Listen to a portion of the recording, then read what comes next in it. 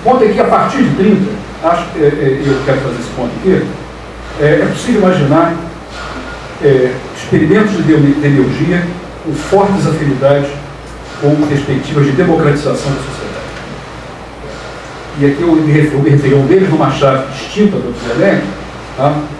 Que é, o primeiro deles é exatamente 32. 32, o que nós temos em 32? Então, para ir direto ao ponto, Código Eleitoral do Assis Brasil, são o eleitorado brasileiro como figura de direito público. Simplesmente isto. A invenção do eleitorado brasileiro como uma figura de direito público. Evidentemente que uma invenção do eleitorado brasileiro, o eleitorado brasileiro existe desde a eleição para as cortes, feitas em 1821, certo?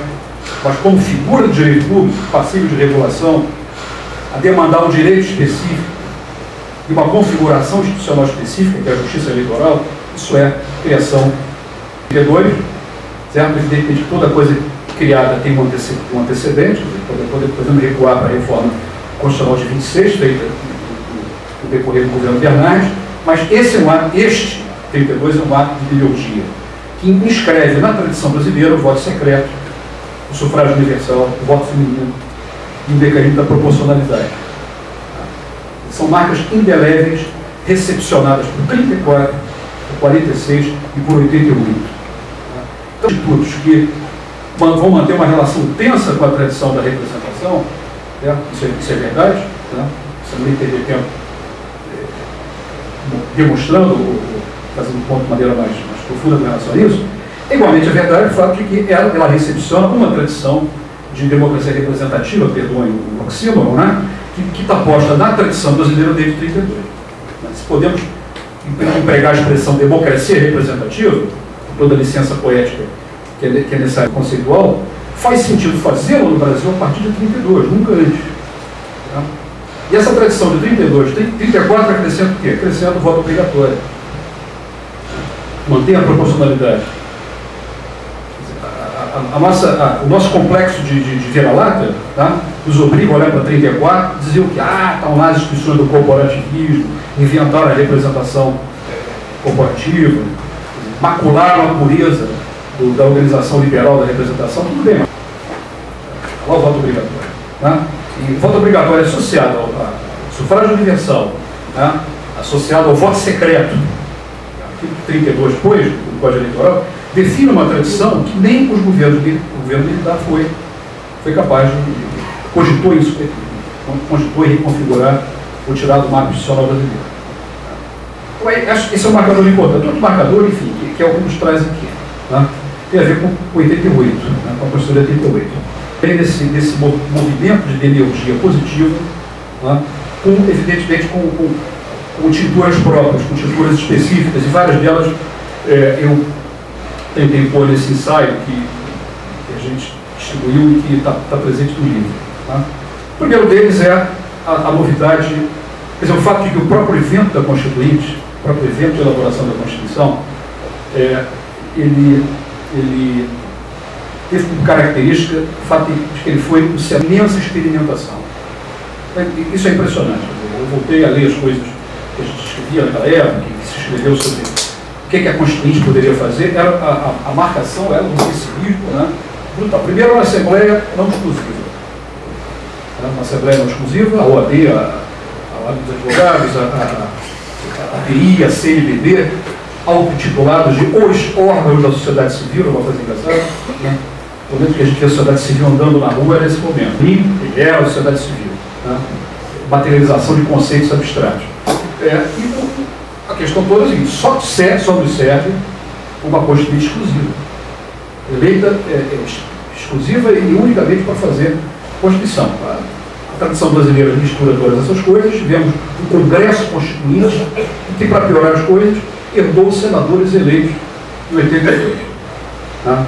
Mácula irremediável, não pode sair daí. Primeiro ponto. Segundo ponto, o Poder Executivo chamou o senador Afonso Arinos, que era o melhor exemplo, né, de um político brasileiro comprometido com um processo de democratização, no sentido mais fundamental, ou até mesmo formal, se quiser usar essa dicotomia estranha, para organizar para dirigir uma comissão, para preparar um projeto de Constituição. Ele estava aí a marca também do Poder Executivo, tá? Do Poder Executivo, para tentar limitar as liberdades que a Assembleia Constituinte pudesse ter, né? Pequena margem, já que ela já estava maculada na origem, deputados e senadores que não haviam sido eleitos para a tua finalidade. O mundo é mais complicado do que isso, né? Quer dizer, nessa comissão Afonso Arinos, ela teve como um operador fundamental um jurista paulista chamado José Afonso da Silva, militante histórico e fundamental do chamado constitucionalismo democrático brasileiro, e foi nada mais nada menos do que o autor do capítulo dos direitos fundamentais. Toda a embocadura normativa que define a Constituição com os institutos que Werneck mencionou foi dada pela armação que José Afonso da Silva trouxe, já do pré-projeto que ele elaborou para apresentar à Comissão Afonso Arinos, que, por sua vez, elaboraria um pré-projeto para ser apresentado para a Constituição. Você houve um curto-circuito através do qual as expectativas de que estava ali no arranjo conservador com resultado previsível tiveram também paradoxal. Por três razões fundamentais. A primeira delas por alguma razão, não sei se três, algumas. Tá? Ali, o espaço da Constituinte foi um espaço de experimentação. Tá? Um espaço de experimentação aberto, relativamente aberto, uma presença absolutamente sem precedentes, imprevisível, imprevista, de segmentos sociais que compareceram ao processo e mandaram emendas e sugestões. Houve, portanto, uma inspeção pública constante sobre o que ali se fazia. A própria Constituinte desenvolveu um trabalho inédito de divulgação do que fazia, de cobertura da própria televisão do Congresso, boletins diários. Houve, portanto, uma exposição inédita desse trabalho. Em segundo lugar, o próprio desenho que acabou sendo adotado pela Constituinte. Eu não gosto muito dessas coisas institucionais, mas nesse caso tem um papel importante. Optou-se por um processo de trabalho, o Covas teve um papel fundamental nisso, nós sabemos, tá? O líder do PMDB, distribuiu as relatorias e superrelatorias independentemente da força partidária das pessoas que ocupavam esse lugar, o que deu à esquerda